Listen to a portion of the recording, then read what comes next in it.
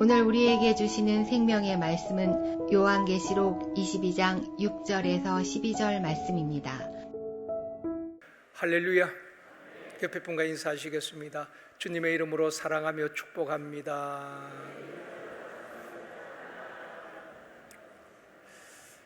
다시 한번 이 시간 은혜 받읍시다.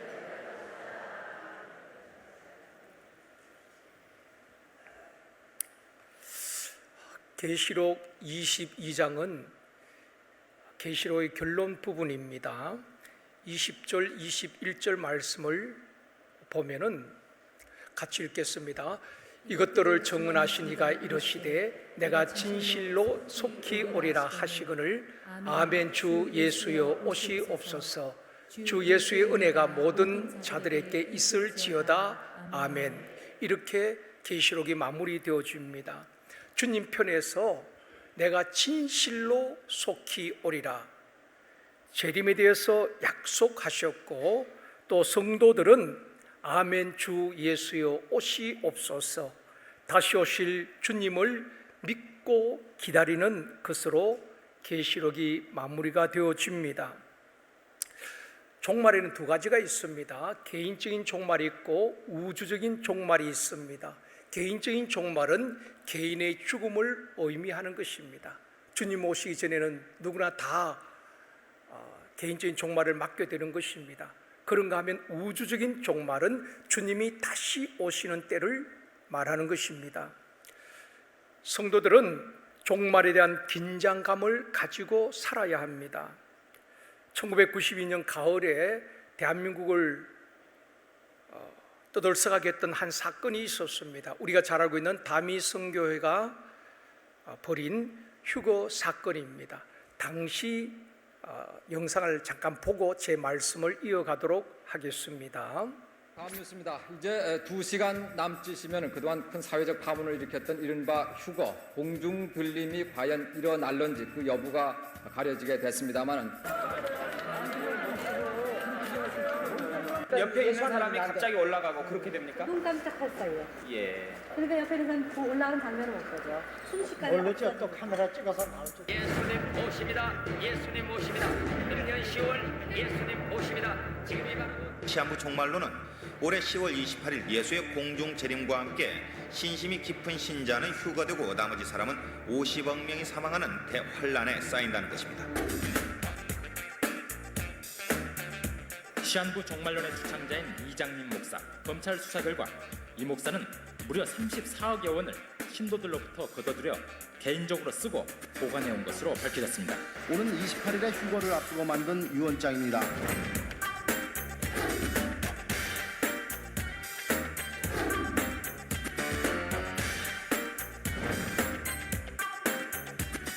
목사님도 휴거를 당하십니까? 저는 휴거를 안 당합니다.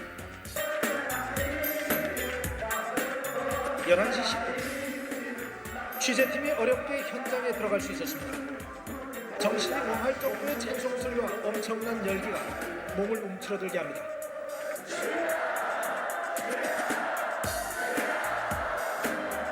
남녀노소의 구분 없이 절규하는 기도소리. 자정이 가까울수록 강도가 훨씬 강해집니다. 목사님, 어떻게 된 겁니까?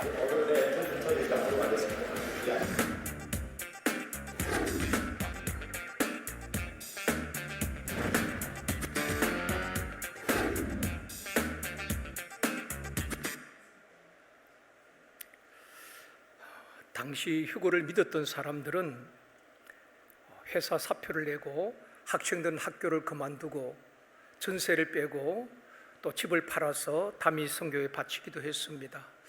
여러분이 보셔도 좀 민망하다는 생각 들지 않습니까? 불신자들을 볼 때 얼마나 한심하게 생각하겠습니까? 불신자들은 그들이 잘못된 이단이라는 것을 모르는 것입니다. 그러니까 다 교회인 줄로 알고 있는 것입니다. 그 일로 인하여서 기독교 이미지가 실추되어졌고 해프닝으로 끝났습니다. 그 일 이후에 강단에서도 목사님들도 재림에 대해서 설교하기를 부담스러워했습니다. 종말에 대한 긴장감이 사라지게 되었다는 것입니다. 사랑하는 성도 여러분, 성경 마지막 결론이 내가 진실로 속히 오리라, 재림에 대한 약속이거든요. 오늘 이 시간에는 계시록 강의 57번째 재림을 기다리는 성도의 자세라는 제목으로 말씀을 드리고 다음 주에 계시록을 마무리하려고 합니다. 독일에 가면은 종교개혁자 루터의 생가를 방문하게 되는데 거기 보면 비석이 있습니다. 그 비석에는 이런 글이 새겨져 있습니다.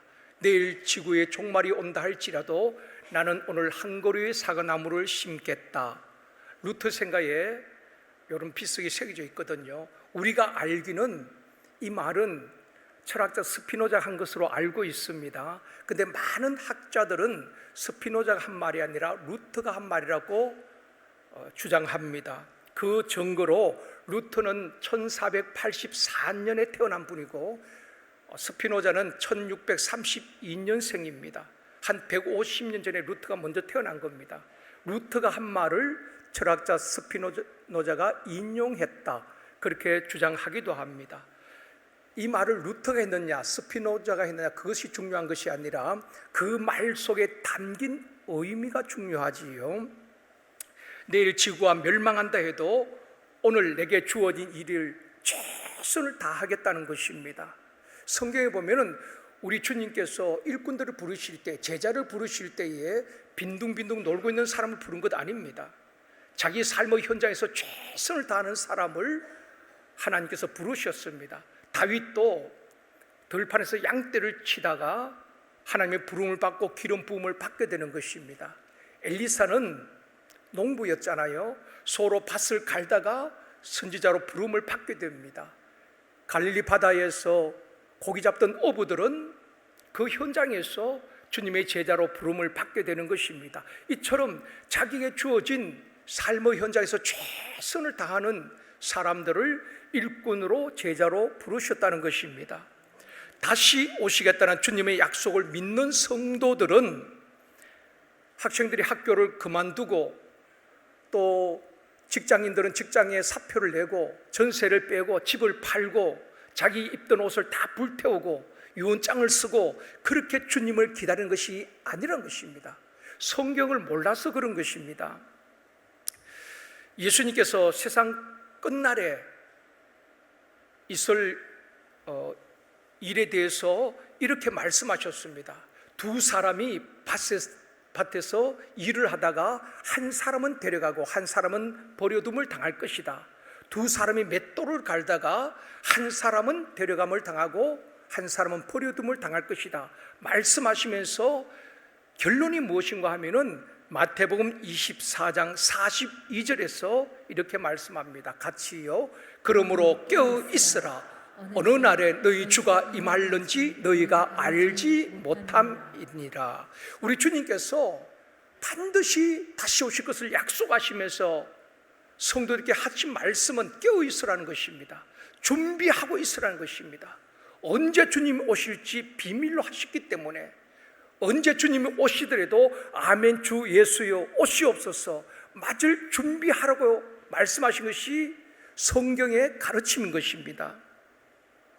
오늘 본문에서는 다시 오실 주님을 기다리는 성도의 자세에 대해서 세 가지를 말씀해 주고 있습니다.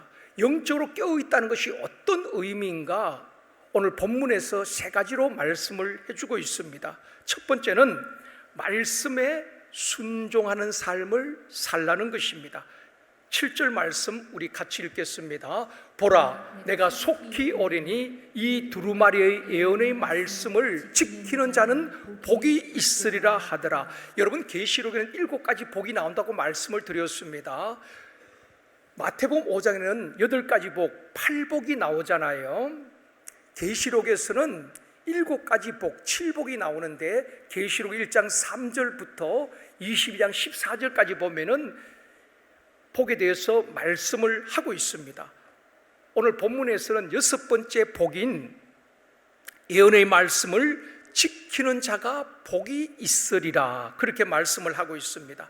하나님의 말씀을 소중히 여기고 하나님의 말씀에 순종하는 자들이 복이 있다는 것입니다. 여러분, 성경에 보면은 수많은 기적과 또 문제 해결 받은 사람들, 병 고침 받은 사람들을 보면은 항상 순종이 따릅니다. 순종할 때 기적이 일어나고, 순종할 때 내 인생의 문제들이 해결되어지고, 순종할 때 병 고침 받는 역사들이 일어났다는 것입니다. 신명기 28장 보면은 복에 대해서 말씀을 하고 있잖아요. 나가도 복을 받고 들어가도 복을 받고 떡반죽 그릇이 복을 받고 엄청난 복을 약속하고 있는데, 그 앞에 단서 조항이 뭔가 하면은 이 말씀을 지키고 행하는 자에게 이 모든 복이 임한다는 것입니다. 여러분, 복은 내가 구해서 받는 것 아닙니다. 복의 근원 대신 하나님께서 주셔야 되는데, 어떤 자에게 복을 주시는가? 순종하는 자에게. 말씀이 이해가 되지 않아도, 유익이 없어도 그 말씀대로 믿고 순종할 때에 하나님께서 은혜를 베풀어 주시고 복을 주시는 것입니다. 그래서 오늘 또 말씀을 지키는 자가 복이 있다, 그렇게 말씀을 하고 있는 것입니다. 영적으로 깨어있다는 것은 말씀에 순종하는 자를 의미하는 것입니다. 어떤 부자가 임종을 앞두고 자기의 재산을 다 정리해서 세 아들에게 유산을 분배를 합니다.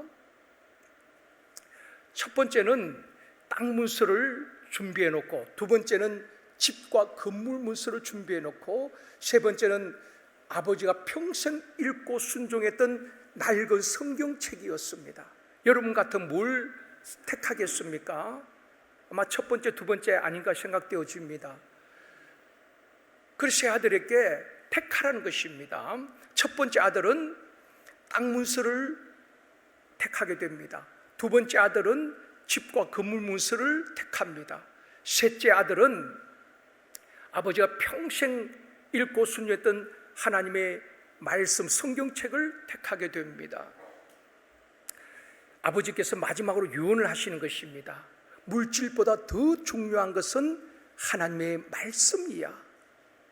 그렇게 유언을 하시고 돌아가셨습니다. 자녀들이 다 장례식을 치르고 성경책을 받은 그 셋째 아들이 그 성경책을 펼쳐보는데, 성경책 갈피마다 보증수표가 들어있는 것입니다. 아버지는 성경책을 택한 아이에게 가장 많은 유산을 주고 싶었던 것입니다. 여러분, 하나님의 말씀은 보증수표와 같은 것입니다. 우리가 이 말씀을 믿고 그대로 순종하면 말씀대로 이루어진다는 것입니다. 여러분, 우리가 붙들어야 될 것이 하나님의 말씀인 것입니다. 하나님께 한 시대에 쓰임받았던 사람들, 기도 응답받은 사람들, 문제 해결받고 병 고침 받은 사람들을 보면은 순종과 믿음이 남달랐다는 것입니다. 그 말씀을 믿고 이해가 되지 않아도 그대로 순종할 때에 기적을 경험하게 되는 것입니다. 나사렛 동네에 마리아라는 여인에게 어느 날 가브리엘 천사가 찾아왔습니다. 그리고 말하는 겁니다. 마리아여, 무서워하지 말라. 내가 잉태하여 아들을 낳을 것인데 그 이름을 예수라 하라.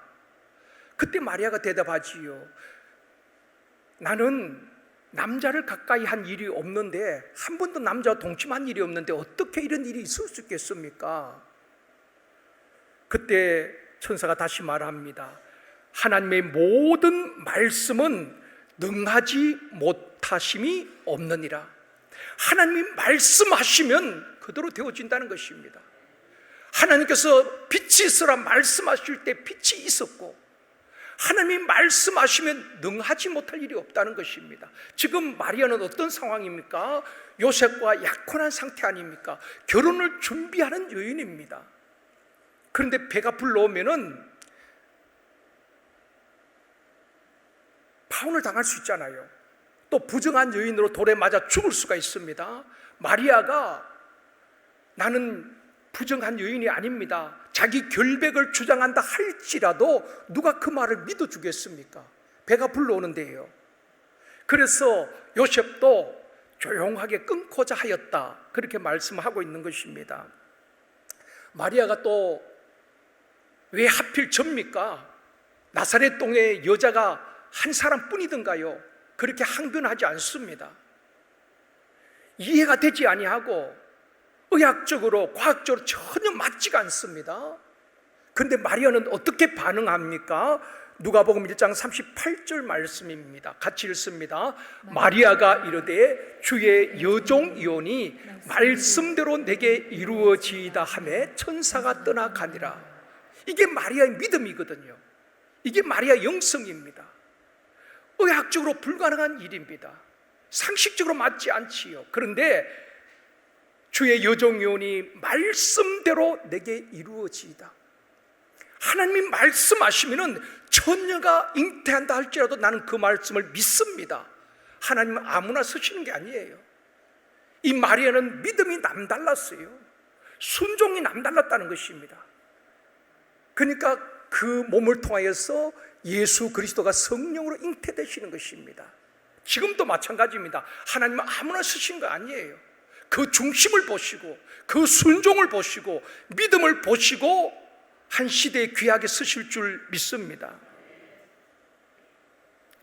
그때 또 성경이 이렇게 말씀합니다. 45절에 보면은 같이요, 주께서 하신 말씀이 반드시 이루어지려고 믿은 그 여자에게 복이 있도다. 주께서 하신 말씀, 그 말씀이 반드시 이루어지려고 믿은 그 여자에게 복이 있도다 말씀하고 있습니다. 여러분, 어떤 사람이 복된 사람입니까? 하나님의 말씀을 그대로 믿고 순종하는 사람이 복된 사람인 것입니다.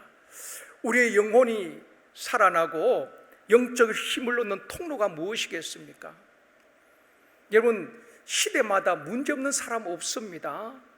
환경은 우리를 돕지 않습니다. 여러분, 지금만 어렵습니까? 10년 전에도 어려웠고 30년 전에도 다 어려웠습니다. 우리를 힘들게 하는 일들이 얼마나 많이 있습니까? 그 모든 문제와 상황을 뛰어넘을 수 있는 그 힘이, 영적 파워가 어디서 나오는 것입니까? 오랫동안 신앙생활을 했다고요? 목사이기 때문에, 장로님이기 때문에, 모태신앙이기 때문에 그 전혀 상관이 없습니다. 위로부터 공급되어진 그 힘을 얻어야지 오늘 내 앞에 있는 문제를 이길 수 있고 시험을 이길 수가 있는 것입니다. 그래서 성경 뭐라고 말씀하십니까? 이사야 55장 3절 말씀입니다. 같이요. 너희는 귀를 기울이고 내게로 나와 들으라. 그리하면 너희의 영혼이 살리라. 우리의 영혼을 살리고 우리의 영혼을 강건하게 하는 비결은, 통로는 딱 한 가지입니다. 하나님의 말씀을 통해서 우리에게 영혼이 새 힘을 얻게 되어지는 것입니다. 그래서 귀를 기울이라는 것입니다. 이 시대는 하나님의 말씀이 들리지 않는 시대라고 말합니다. 이 세상이 얼마나 시끄럽습니까? 여러분, 신문이나 언론을 보면은 매일같이 전쟁과 사람이 죽고 이런 소식들 아닙니까?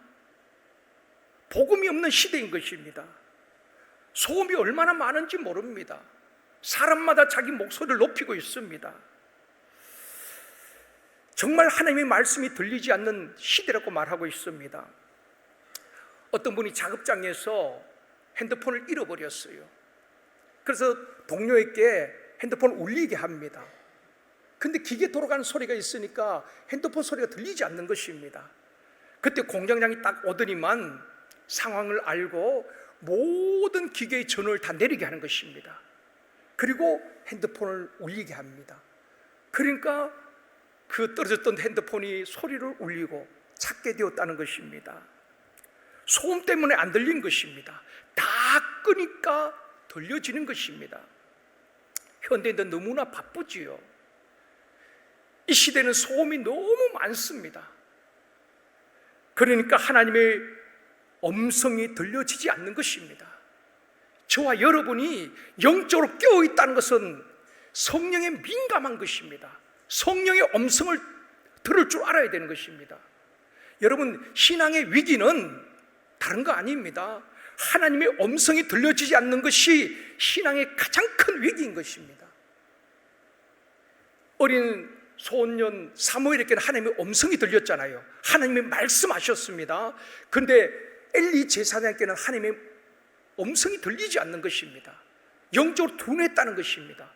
그러니까 신접한 여인을 찾기도 하고 어린 사무엘에게 오히려 묻는 것입니다. 하나님께서 너에게 뭐라고 말씀하시더냐? 여러분, 이 시대 영적으로 깨어있다는 것은 하나님의 말씀에 귀를 기울이는 것입니다. 그런데 현대인들은 어떻습니까? 예배 시간도 핸드폰 들고 있는 것입니다. 진짜 예수 믿는 사람일까요? 진짜 말씀을 사모하는 사람이라면 그렇게 할 수가 없지요. 그러니까 하나님의 음성이 안 들리는 것입니다. 그게 우리가 영적 위기인 것입니다. 그래서 귀를 기울이고 하나님의 말씀을 들으라. 그리하면 너의 영혼이 살리라. 영적 힘을 얻는 것입니다. 내 앞에 인생에 문제가 있어도 그 문제를 이길 힘이 생겨나가는 것입니다. 사랑하는 성도 여러분,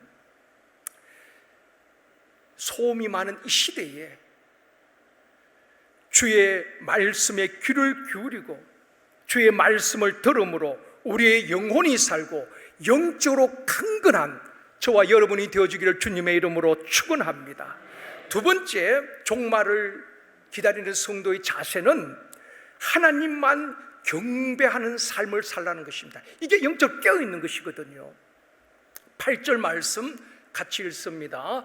이것들을 보고 들은 자는 나 요한이니 내가 듣고 볼 때에 이 일을 내게 보이던 천사의 발 앞에 경배하려고 엎드렸더니 사도 요한이 그 새하늘과 새 땅, 그 황금길이 있는 그 놀라운 장면을 보면서 너무 감동이 되었던 것 같습니다.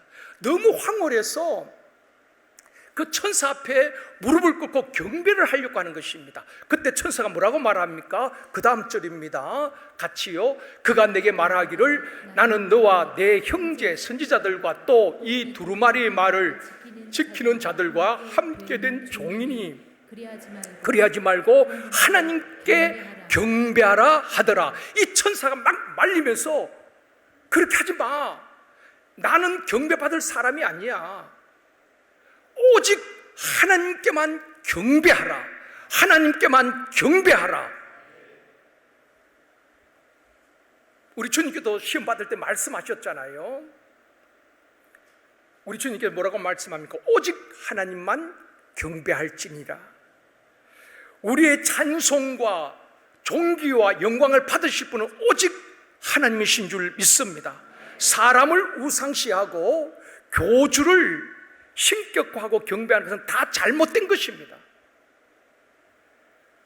우리의 찬송과 존귀와 영광을 받으실 분은 오직 창조주 하나님이신 줄 믿습니다.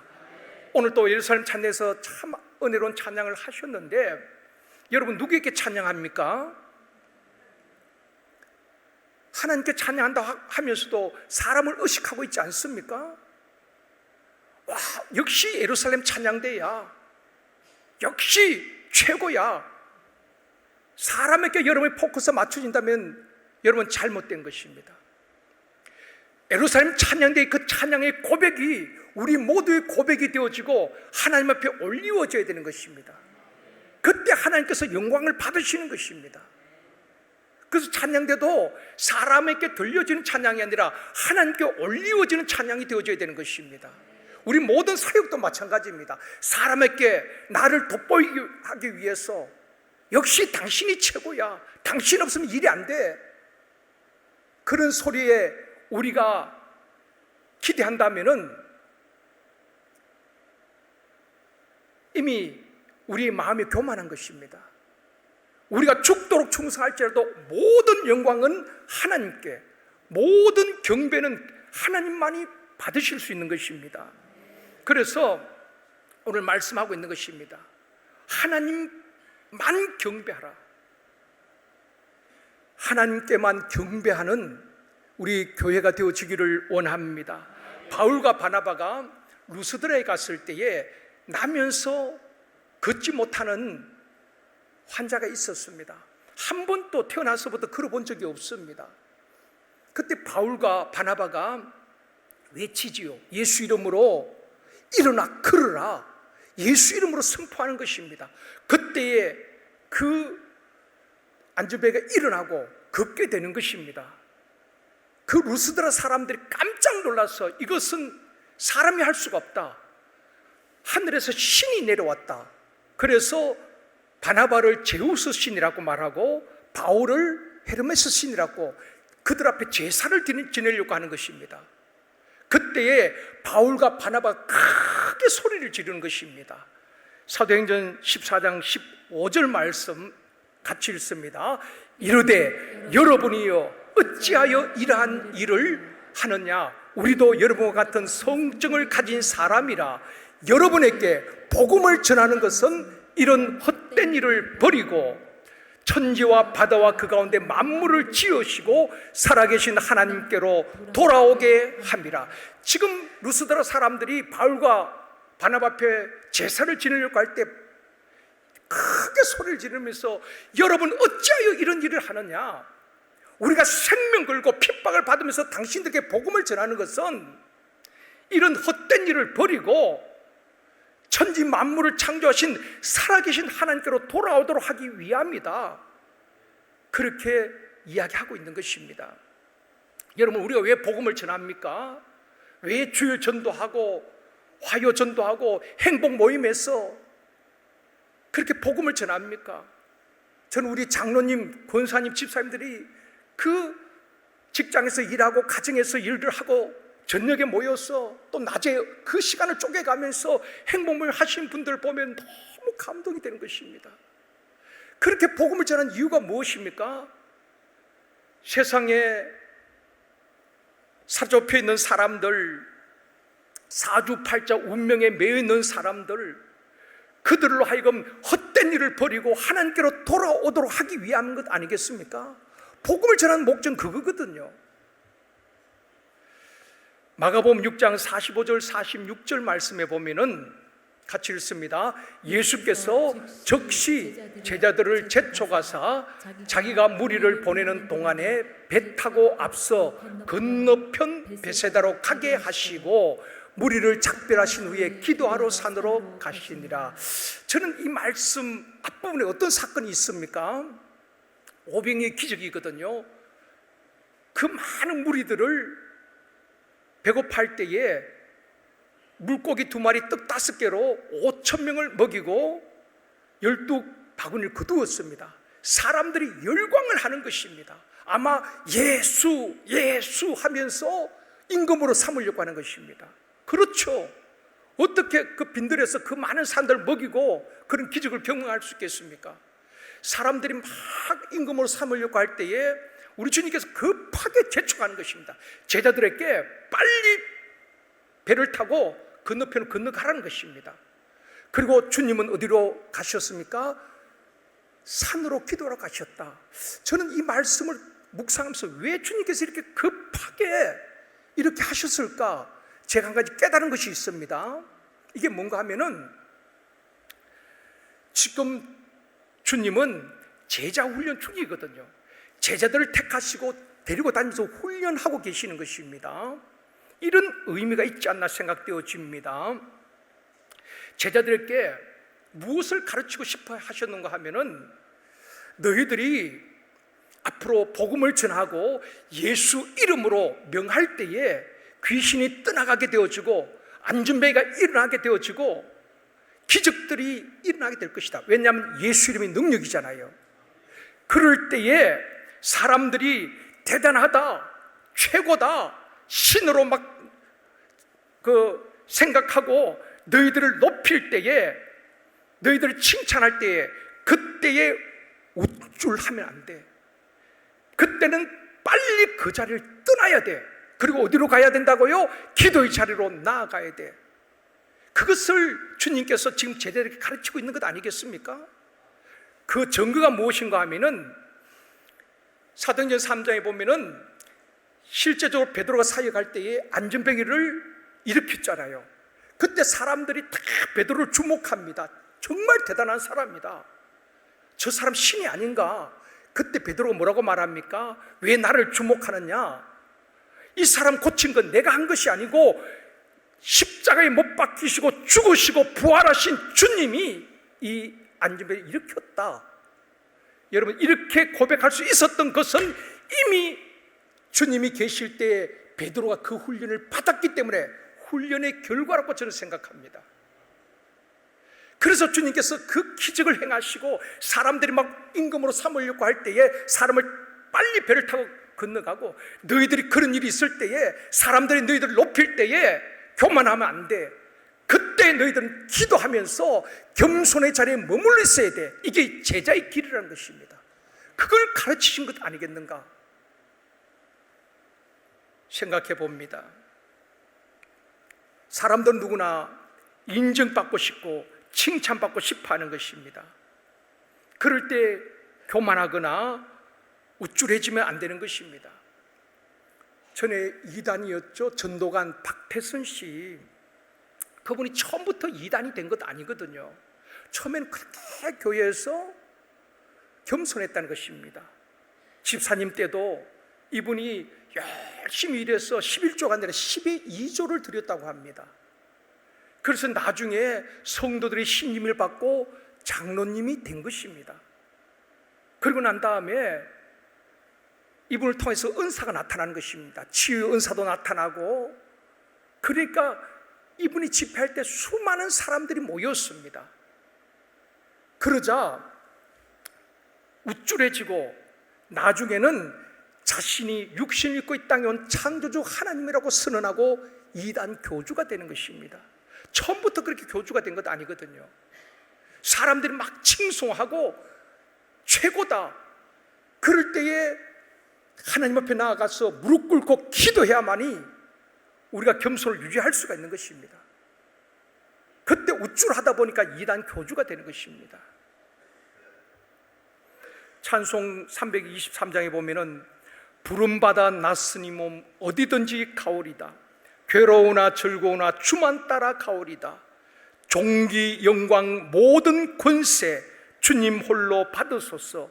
멸시천대 십자가는 제가 지고 가오리다. 우리 신앙의 선배들은 이 찬양을 불렀고 이런 고백을 했고 그렇게 살았습니다.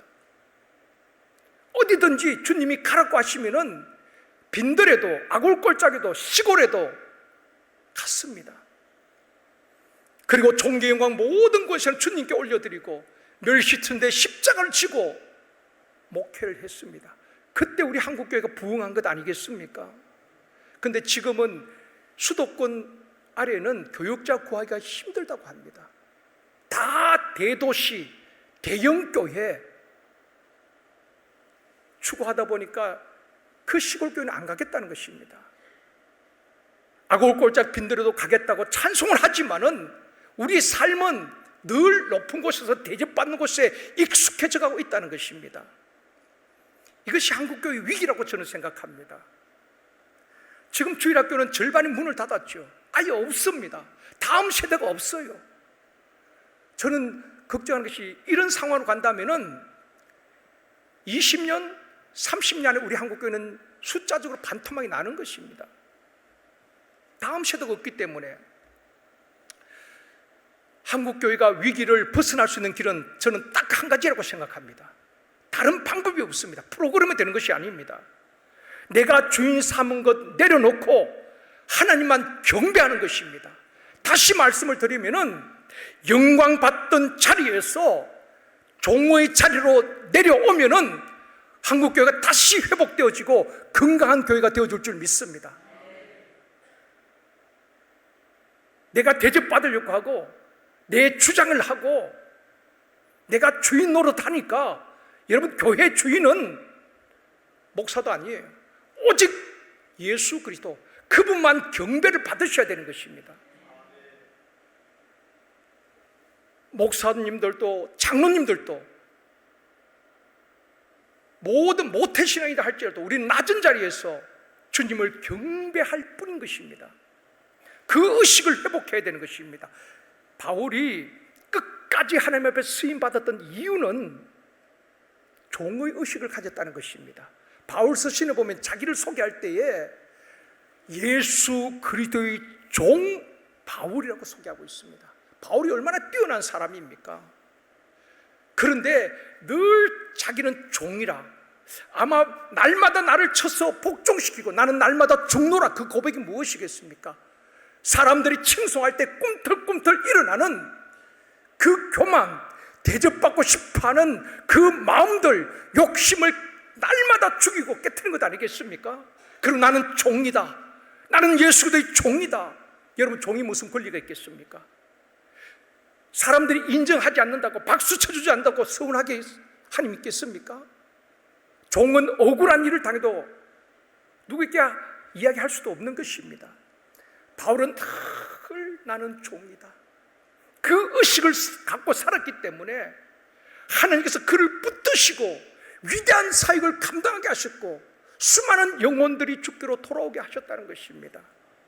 저와 여러분, 이 종의 의식을 회복한다면 교회는 건강하게 성장할 것입니다. 우리가 다 주인이 된다면 자기 주장하고 자기 목소리 높이고 그러면 교회는 다툼과 분쟁밖에 없습니다. 목사부터 우리 당회원들이 다 종의 의식으로 교회를 섬기고 주님을 경배하고 성도들을 섬긴다면 이 땅에서도 작은 천국을 경험하게 될 줄 믿습니다. 사랑하는 성도 여러분, 하나님께만 경배하고 하나님만 높이는 우리 교회와 저와 여러분이 되어지기를 주님의 이름으로 축원합니다. 세 번째로, 주님이 상 주심을 기대하고 살아라는 것입니다. 12절 말씀, 이번 주 암송 말씀입니다. 같이 읽습니다. 보라, 내가 속히 오리니 내가 줄 상이 내게 있어 각 사람에게 그가 행한 대로 갚아주리라. 주님은 결론 부분에서 내가 속히 올 것이다, 계속 그 이야기를 하고 계시는 것입니다. 그냥 오셔서 심판하시고 그 구원받은 성도들께 줄 상이 있다는 것입니다. 그 사람에게 행한 대로 내가 다 갚아주겠다. 성경에 보면 믿음의 선진들은 이 땅에서 때로는 고난을 당합니다. 핍박을 받지만은 그들은 바라보았던 것은 주님이 주실 상을 바라보았다는 것입니다. 모세가 바로 공주의 아들의 칭함을 거절하고 그 백성과 함께 고난받는 길을 택할 수 있었던 비결은 히브리서 11장 26절에서 말씀합니다. 같이요. 그리스도를 위하여 받는 수모를 애굽의 모든 보합보다 더 큰 재물로 여겼으니 이는 상 주심을 바라봅니다. 이 땅에 바로 공주의 아들이라 그러면 바로 왕의 후계자들 될 수 있잖아요. 그걸 다 포기할 수 있었던 것은, 그리고 백성들과 함께 그 광야 지도자로 고난의 길을 걸어갈 수 있었던 것은 장차받을 그 상을 바라봅니다. 여러분, 우리에게 이런 시선이 열려지기를 원합니다. 이 땅에서는 초라하게 살라는 말이 아닙니다. 이 땅에서도 하나님 주신 복을 받아 누리고 복음의 절대 능력을 누리고 이 땅에서 여러분 성공적인 삶을 살아야 됩니다. 그래야 남에게 베풀고 나눠줄 수 있잖아요. 이 땅에서 초라하게 살다가 천국에서 상 받는 것 아닙니다. 이 땅에서 날마다 승리의 삶을 살아내고 장차, 그러나 우리의 시선은 주께 받을 상을 바라보아야 된다는 것입니다. 이 땅의 것이 전부가 아니라 그 다음이 있다는 것을 믿고 그 상을 바라보며 믿음의 선진들은 살았던 것입니다. 사람들에게 인정받고 칭찬 듣고 땅의 상을 바라보고 산다면 우리는 하루에도 몇 번씩 실망하고 낙심하게 될 것입니다. 믿음의 선진들처럼 주님 앞에 섰을 때 잘했다, 착하고 충성된 종아, 인정받고 칭찬받고 상을 기대하며 살아가는 저와 여러분이 되어지기를 원합니다. 그것이 깨어있는 것입니다. 종말을, 재림을 기다리는 성도의 자세는 영적으로 깨어있다는 것은 세 가지 의미에서 오늘 본문에서 정리해주고 있습니다. 말씀에 순종하는 것입니다. 이해가 되지 않아도 그 말씀대로 순종하는 것이 영적으로 깨어있는 것입니다. 두 번째는 내가 높임받는 것이 아니라 오직 하나님만을 경배하고 찬송과 존귀와 영광을 그분께만 올려드리는 것입니다. 그래서 우리의 고백은 주님이 하셨습니다. 모든 영광을 주님께 올려드립니다. 평생 고백이 되어줘야 됩니다. 세 번째는 이 땅의 것이 전부가 아니라 장차 받을 상을 바라보면서 영적으로 깨어있는 삶을 사는 것이 재림을 기다리는 성도의 자세라는 것입니다. 말씀을 맺겠습니다. 모든 사람들이 욕하고 돌을 던진다 할지라도 장차 주님이 잘했다, 수고했다 인정해 주시고 박수 쳐 주신다면 성공한 신앙인 아니겠습니까? 반대로 사람들이 다 대단하다, 당신 최고입니다 말할지라도 주님께서 마태복음 7장 말씀처럼 나는 너를 도무지 알지 못한다, 너는 내 상을 이미 다 받았다라고 한다면 그보다 비참한 인생은 없을 것입니다. 사랑하는 성도 여러분, 주님 앞에 우리도 언젠가는 개인적인 종말이든 우주적인 종말이든 주님 앞에 섰을 때에 그날에 주님께로부터 잘했다, 수고했다, 믿음으로 살아내느라고 얼마나 힘들었니, 주님으로부터 칭찬과 인정받고 상을 받는 저와 여러분이 되어지기를 주님의 이름으로 축원합니다.